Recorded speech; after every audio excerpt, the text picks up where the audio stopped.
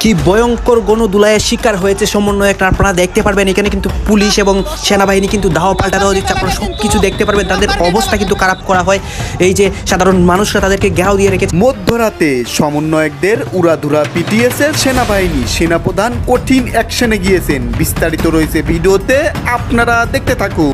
1 ঘন্টার কিংবা 1 দিনের সময় বেঁধে দিলেন আপনার ডক্টর ইউনূসকে পদত্যাগ করতে হবে, না হলে আপনার ডক্টর ইউনূসের কিংবা এই উপদেষ্টা মণ্ডলীর কিংবা সমন্বয়কদের যে বা যারা আছে তাদের অবস্থা কি করুণ অবস্থা হয়ে যাবে। পুলিশ কিন্তু লাঠি চার্জ করে। চট্টগ্রামে বৈষম্য বিরোধী আন্দোলনের সমন্বয়কদের মাঝে বিবাদের জেরে 1 ঘন্টা অবরুদ্ধ ছিলেন, কেউ মারধরের অভিযোগ উঠেছে। 5 মাস পার না হতেই এই ইউনূস সরকারের চৌকাট মারাচ্ছেন না হাসনাত সার্জিসরা, উল্টো অন্তর্বর্তী সরকারের সমালোচনা আর নানা দাবি দাওয়া নিয়ে দেশ জুড়ে জনমত সৃষ্টির কাজে ব্যস্ত তারা। আদতে ডক্টর ইউনূসের সঙ্গে কি নিয়ে বিরোধ হাসনাত সার্জিসদের? দেখতে পাচ্ছি যে হাসিনা বিরোধী যে শক্তিগুলো ছিল বা রয়েছে তাদের মধ্যে বহুমাত্রিক দান্দিকতা, তাদের মধ্যে নানান বিষয়ে যে বিরোধ, সরাসরি বিরোধ, তা রাজনীতিতে মেরুকরণের সৃষ্টি করছে।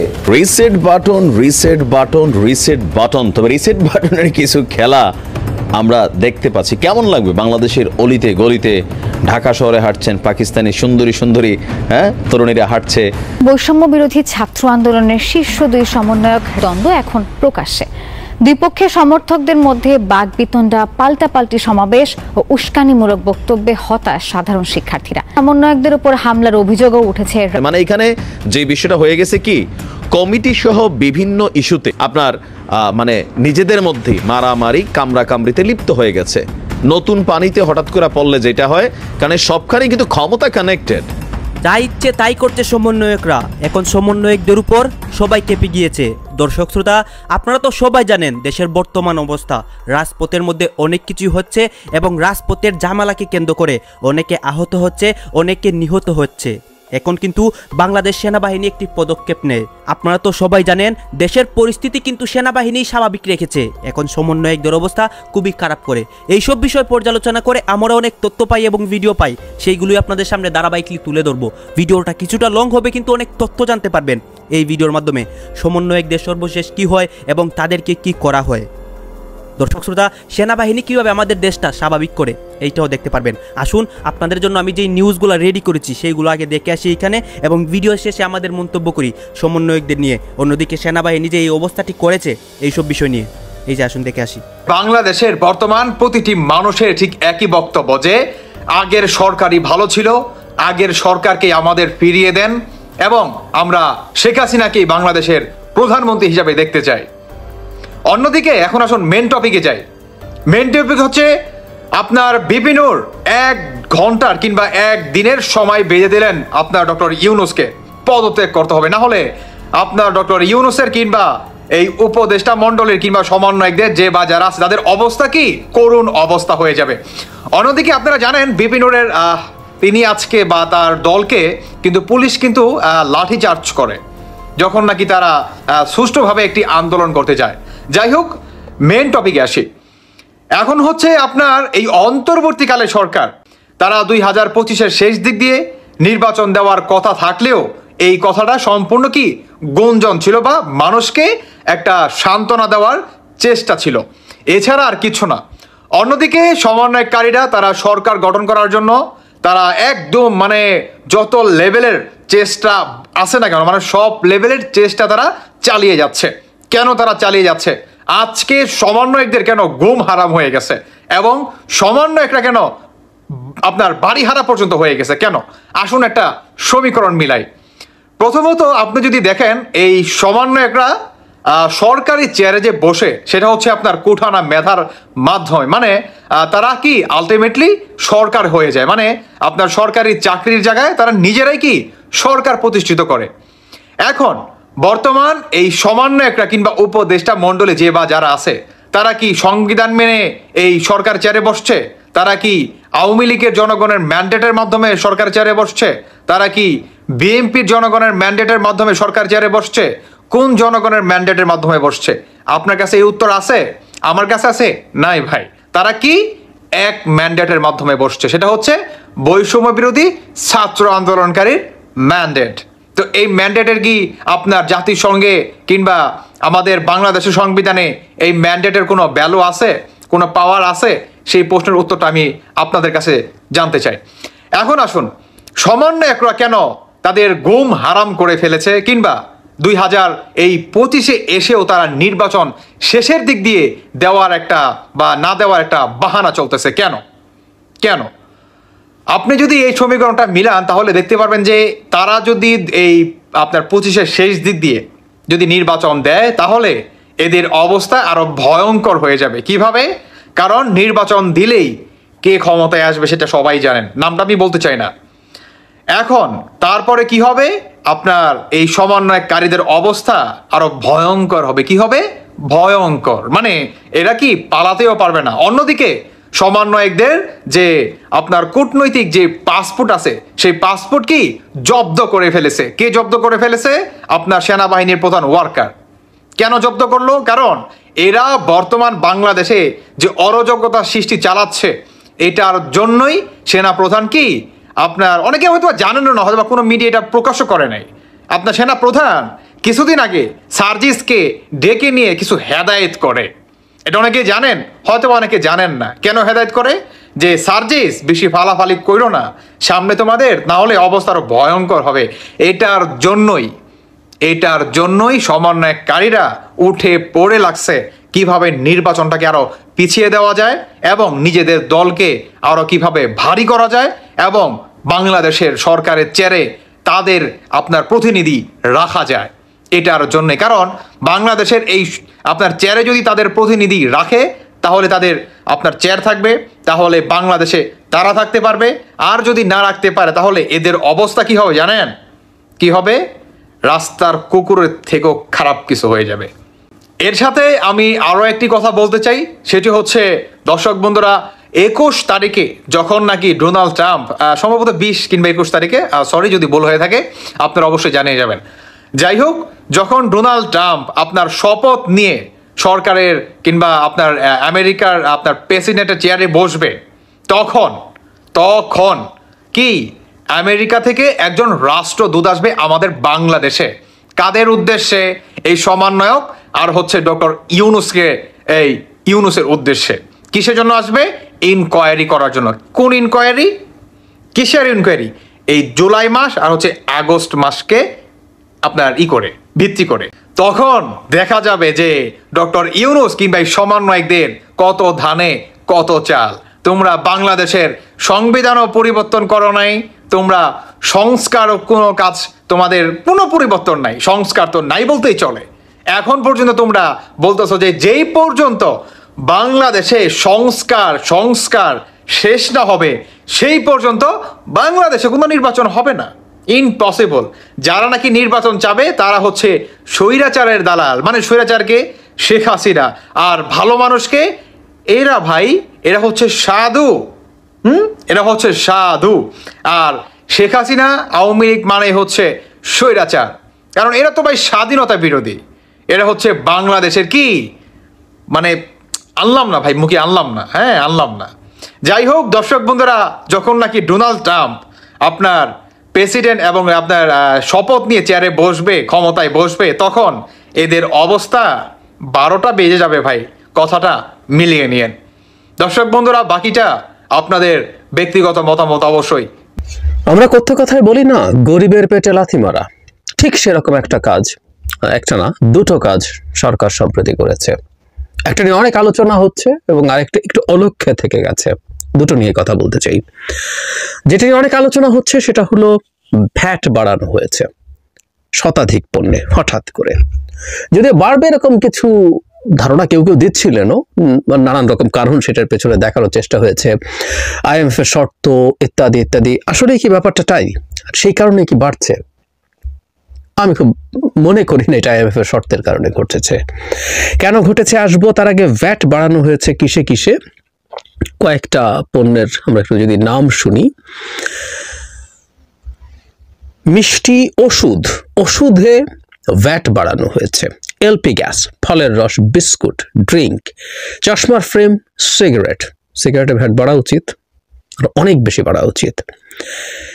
যাই হোক, মোবাইল ফোন ব্যবহার করার ক্ষেত্রে প্রচুর, মানে 20% সম্পূরক শুল্কের জায়গায় 23% করা হয়েছে। পোশাকের দাম বাড়বে, রেস্তোরাঁর খরচ বাড়বে, সব রকম রেস্তোরাঁ, মানে যদি এটাও ধরা হয় যে অত্যন্ত পশ এক্সপেন্সিভ রেস্তোরাঁয় হবে, তা না, সব রকমের রেস্তোরাঁয়, টিস্যু পেপার, শিশুদের খাবার, নানা কিছু। ভ্যাট কখন বাড়ানো হলো? যখন বাজারে চালের দামও বাড়ছে। বিবিসি বাংলার একটা রিপোর্ট এরকম যে কয়েকদিনের ব্যবধানে, সপ্তাহের মধ্যেই চিকন চালের দাম কেজিতে 5 থেকে 7 এবং মোটা চালের দাম 2 থেকে 3 টাকা বেড়েছে কেজিতে। এই হচ্ছে বৃদ্ধির নমুনা। বাজারে চালের দামও বেশি এবং খাদ্য মূল্যস্ফীতি 13%, আর অন্য মূল্যস্ফীতিও 10%-এর বেশি।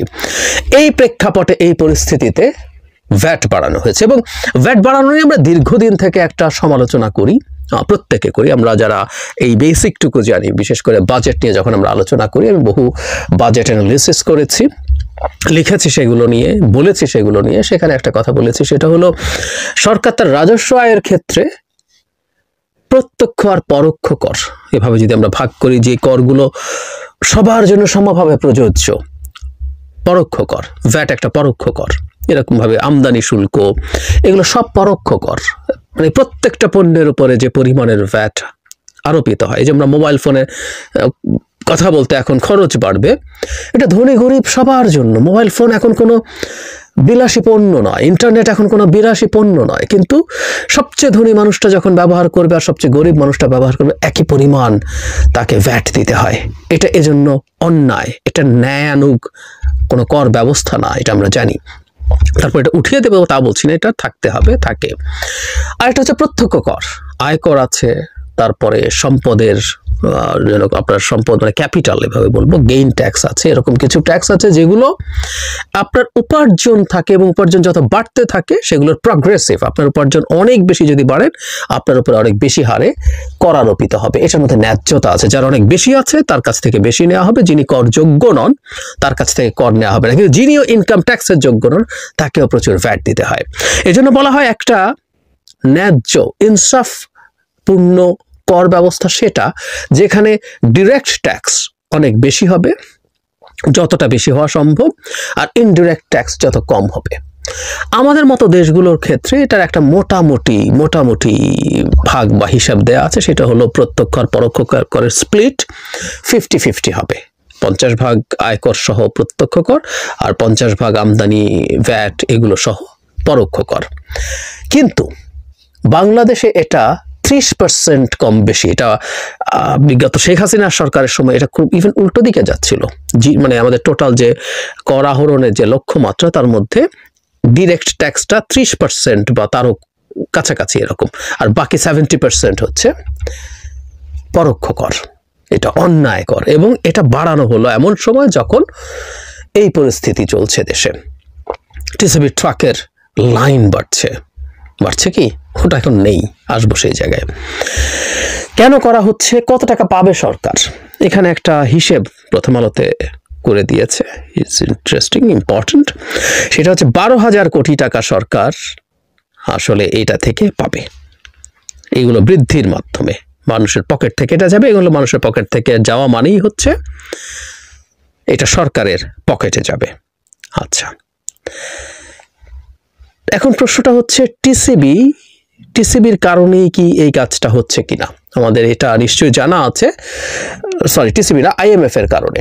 আইএমএফ এর শর্ত আছে বাংলাদেশের কর জিডিপি রেশিও বাড়ানোর জন্য, অনেকগুলো শর্ত আছে। আইএমএফ এর কাছ থেকে আমরা অনেকেই নিশ্চয়ই এখন পর্যন্ত জানি $4.7 বিলিয়ন যে ঋণ দেওয়া হচ্ছে, তাও অনেকগুলো ইনস্টলমেন্টে ওভার দ্য ইয়ার্স। তার জন্য অনেকগুলো শর্ত দিয়েছিল। এর মধ্যে একটা শর্ত ছিল কর জিডিপি অনুপাত বাড়ানো। আজকে খুব ডিটেইল কথা বলছি না, এটুকু জানিয়ে রাখি, অনেকেই জানেন যে আমাদের জিডিপির অনুপাতে আমাদের কর আহরণ কত হয়, সেটা হচ্ছে শুল্ক আহরণ কত হয়, সেটাই হচ্ছে সেই রেশিও। বাংলাদেশে এই হার খুবই কম, মানে আমাদের দক্ষিণ এশিয়ার স্ট্যান্ডার্ডও 20-এর আশেপাশে বা 20-এর বেশি, কিন্তু বাংলাদেশে এটা 9-10% অনলি। সো আমাদের রাষ্ট্রের স্বার্থে আমাদের কর জিডিপি অনুপাত বাড়াতে হবে। সো IMF এর একটা শর্ত দিয়েছে, সুতরাং আমাদেরকে ভ্যাট বাড়িয়ে সেই রেশিও বাড়ানোর চেষ্টা করতে হবে বলে বলা হচ্ছে বা সরকারের দিক থেকেও জানানো হচ্ছে। কিন্তু এটাকে আমি একেবারেই সঠিক মনে করি না, কারণ হচ্ছে IMF এর সব শর্ত অক্ষরে অক্ষরে মানতে হবে এমন কোনো বাধ্যবাধকতা নেই।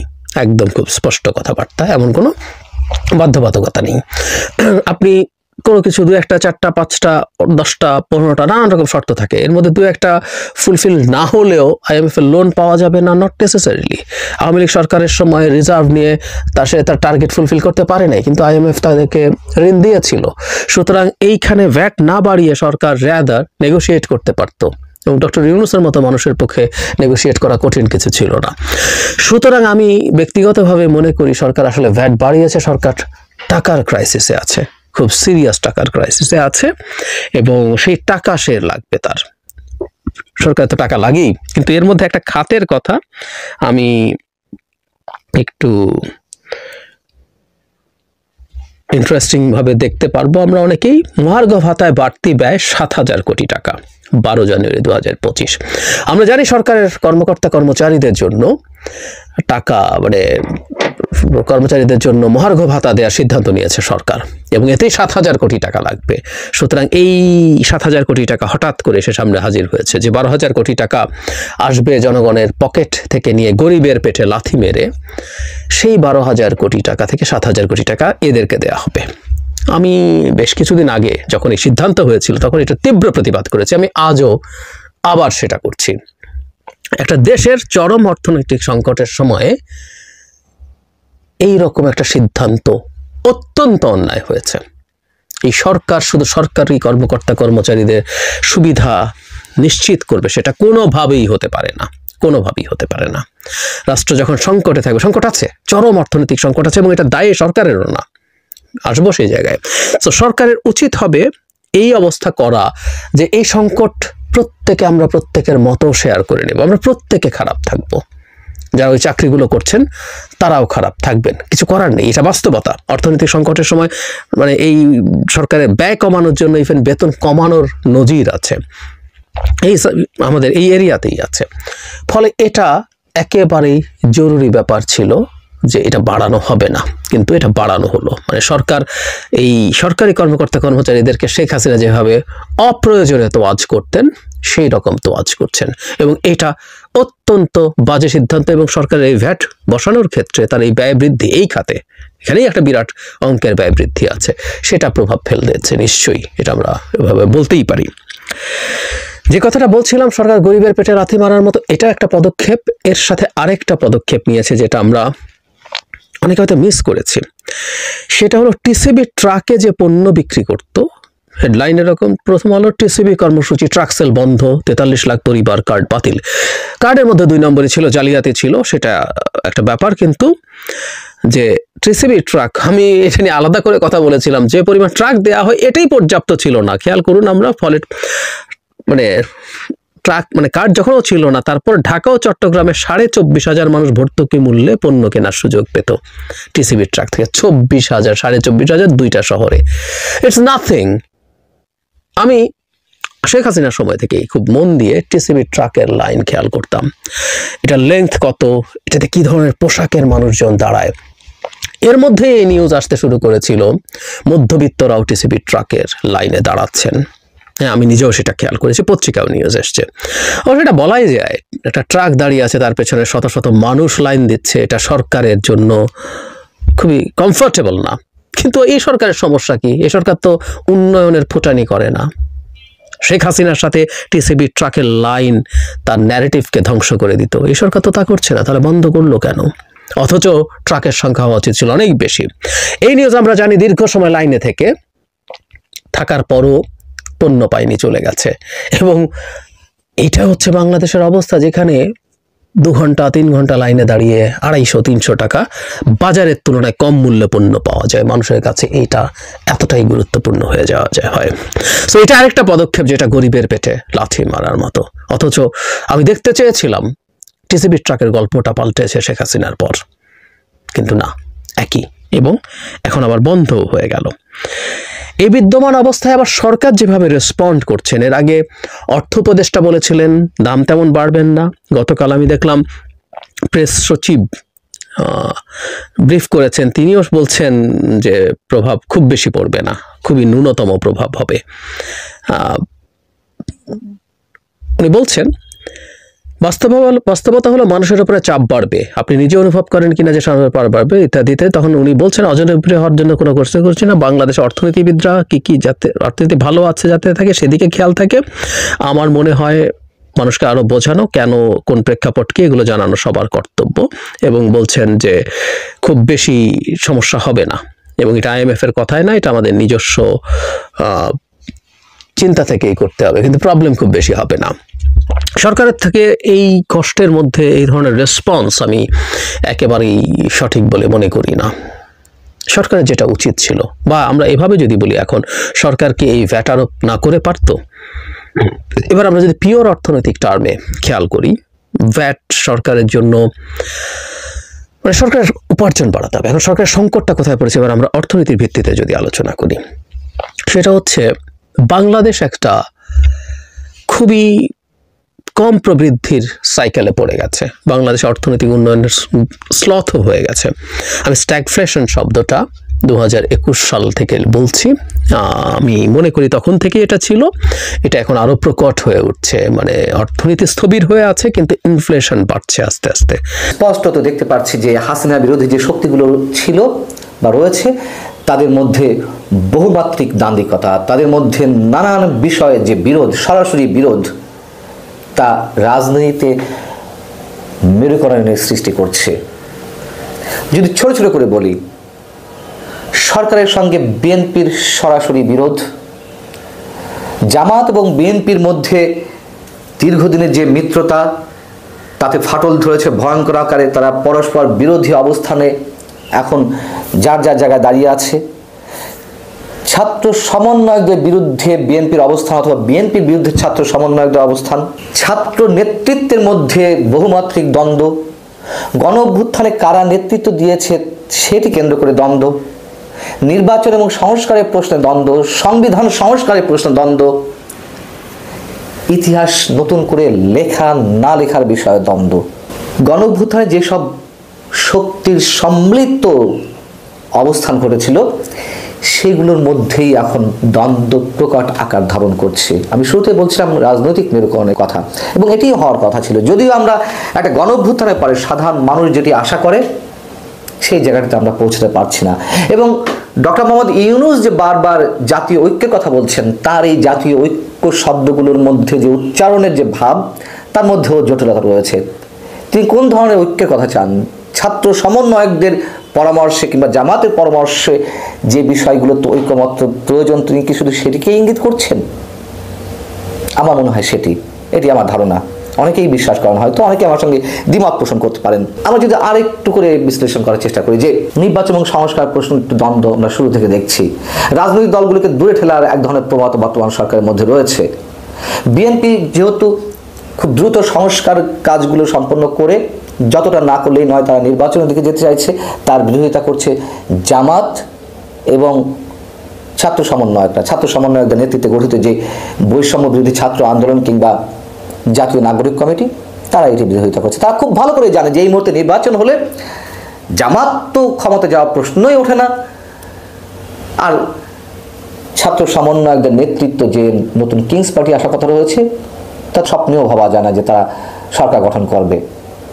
বরঞ্চ নির্বাচন সুষ্ঠু না হওয়ার সম্ভাবনাই বেশি। একটা মেকানিজমের মাধ্যমে তারা যদি ক্ষমতায় যাওয়ার চেষ্টা করেও, সেটা হচ্ছে একটি মেকানিজমের মাধ্যমে। নির্বাচন বিতর্কিতভাবে আবার অনুষ্ঠানে একটা গন্ধ আমরা পাচ্ছি। আমরা ৭১কে কেন্দ্র করে একটা স্পষ্ট বিভাজন নতুন করে দেখছি।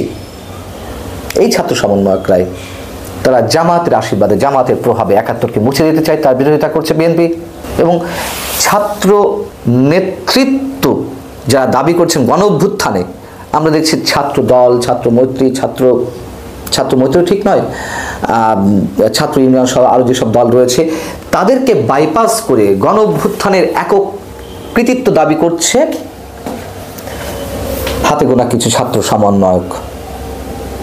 15.5 বছর ধরে একটু একটু করে তিলে তিলে অনেক ত্যাগ সংগ্রামের মধ্য দিয়ে বিরোধী রাজনৈতিক দলগুলো যে হাসিনার বিরুদ্ধে মানুষকে জেগে উঠতে একটা প্রক্রিয়ার মাধ্যমে এগিয়েছে, সেটি কি সব অস্বীকার করা হবে?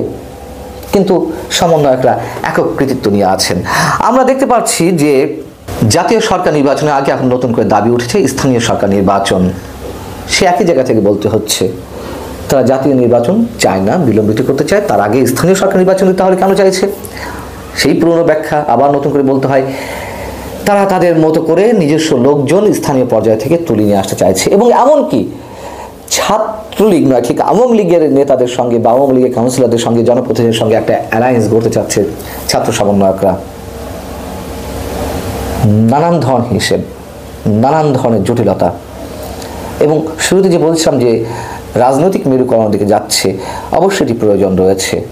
অবশ্য এখনো অনেক হিসাবের বাকি রয়েছে। খুব সহজে সরলীকরণ করে একটা জায়গায় এই মুহূর্তে এখনো পৌঁছানো যাচ্ছে না। এখন বিএনপির যে দাবিগুলো, ছাত্র সমন্বয়কদের সঙ্গে বিএনপির যে বিরোধিতা, জামাতের সঙ্গে যে বিরোধিতা, সরকারের সঙ্গে যে বিরোধিতা, এখন প্রশ্ন উঠতে পারে তাহলে কারা যৌক্তিক? আমি অন্তত মনে করছি যে স্বার্থের সংঘাতের জায়গা থেকে অবশ্যই যে জায়গা থেকে কথা বলছে, বিএনপি যে দাবিগুলো তুলছে সেটিও স্বার্থের দ্বন্দ্বের জায়গা থেকে। তার সরকারের সময় তো জামাতে 2জন মন্ত্রী হয়েছিল, অথচ এখন রক কাটা রাজনীতির সঙ্গে জামাতের রাজনীতি জড়িয়ে রয়েছে। জামাতকে 71-এ তাদের যে বিতর্কিত ভূমিকা, স্বাধীনতা বিরোধী ভূমিকা, সেটি তুলে নিয়ে এসে প্রশ্নবিদ্ধ করা হচ্ছে। অবশ্যই যৌক্তিক কথা বলছে, আমরা বিশ্বাস করি, কিন্তু স্বার্থের সংঘাতের জায়গা থেকে তো আমি বলছিলাম যে তাদের সরকারের সময় তো জামাতে ইসলামী 2জন শীর্ষ নেতাকে মন্ত্রিত্ব দেওয়া হয়েছিল। তারপরও আমি বলবো যে বিএনপির দাবিগুলো সাধারণ মানুষের পক্ষেই এই মুহূর্তে রয়েছে, যদিও স্বার্থ সংশ্লিষ্টতা এর মধ্যে অবশ্যই বিএনপি তার স্বার্থ সংশ্লিষ্টতা বজায় রেখেই রাজনীতির দিকে যাচ্ছে, তবে সেগুলো মানুষের দাবি।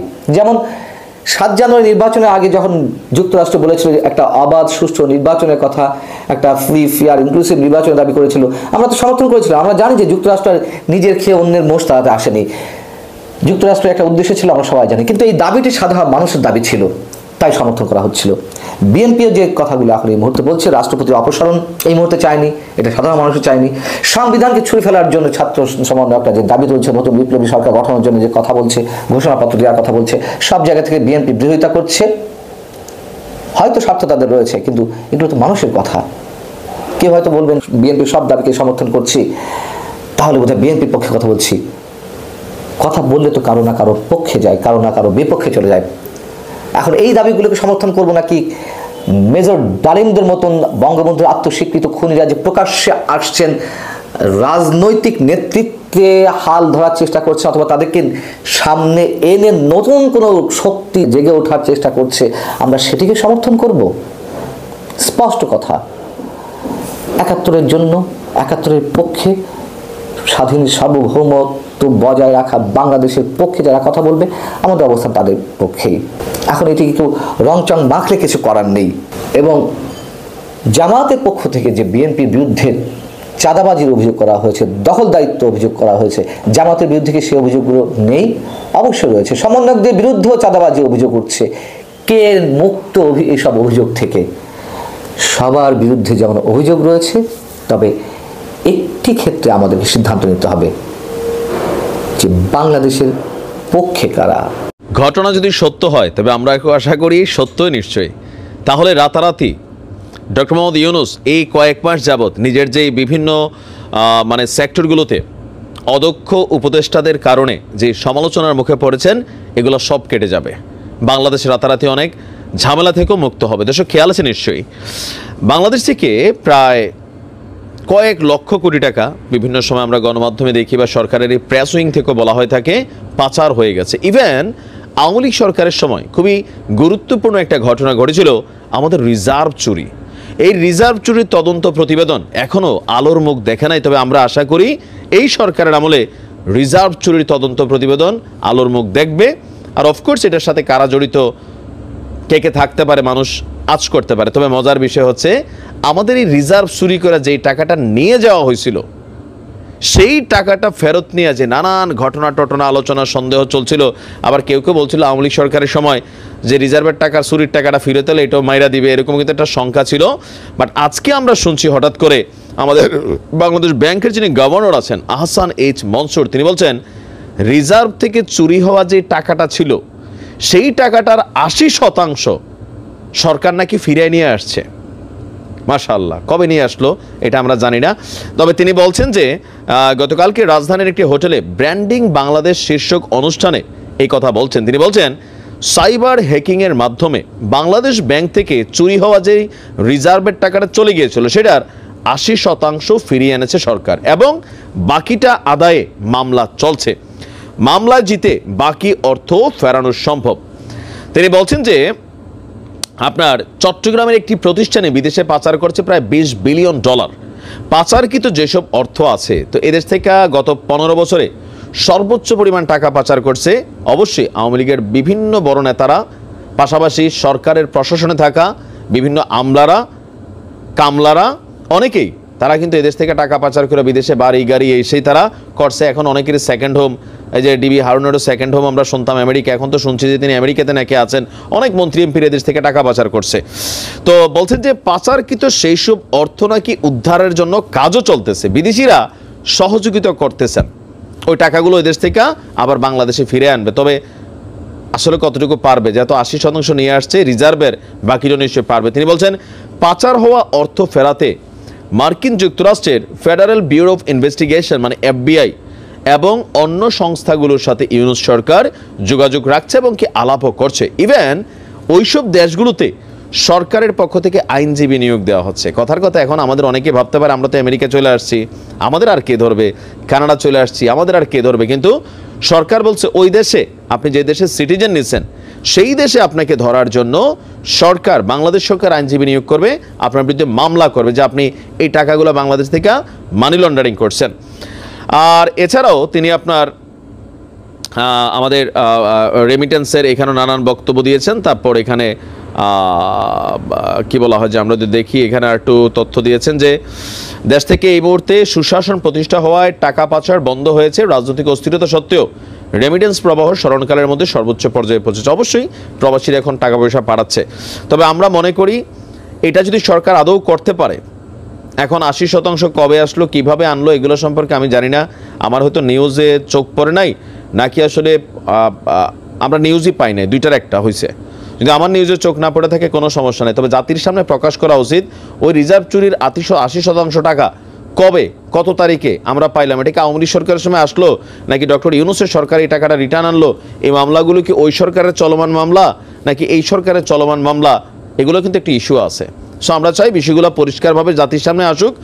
ইউনূস সরকার যেটা ভালো কাজ করতেছে সেটার প্রশংসা অবশ্যই করতে হবে, আর যেখানে উপদেষ্টাদের অদক্ষতা আছে সেটারও সমালোচনা করতে হবে, কারণ ক্ষমতা। গাইজ আপনারা তো দেখলেন এখানে কি কথা হচ্ছে, অনেকেই কিন্তু অনেক কথা বলতেছে, সবাই সবার মন্তব্যগুলা প্রকাশ করতেছে এবং এইসব বিষয়কে কেন্দ্র করে অনেকে আলোচনা করতেছে, সমালোচনা করতেছে, সমন্বয়কদের বিপক্ষে কথা বলে, আবার কেউ পক্ষেও কথা বলে। অনেকে কিন্তু শেখ হাসিনাকে নিয়েও কথা বলে। দেশের বর্তমান পরিস্থিতি যেই বিষয়গুলো হচ্ছে সেই বিষয়গুলো নিয়ে অনেক কথা হচ্ছে। গাইজ এতক্ষণ আপনাদেরকে যা কিছু দেখিয়েছি সব কিছু কিন্তু আমরা সোশ্যাল মিডিয়া থেকে সংগ্রহ করেছি, এইখানে আমাদের নিজস্ব কোনো মন্তব্য নেই। এইসব দেখে আপনাদের কি মনে হচ্ছে এবং আপনাদের মন্তব্য কি, এটা কিন্তু আপনারা অবশ্যই কমেন্ট বক্সে লিখে যাবেন। এবং আপনাদের কাছে আমার একটা রিকোয়েস্ট থাকবে, আমার চ্যানেলটি সাবস্ক্রাইব করবেন এবং পাশে থাকা বেল আইকনটি অবশ্যই বাজিয়ে যাবেন, যাতে করে নেক্সট ভিডিওটা সবার আগে আপনাদের কাছে পৌঁছায়। ধন্যবাদ।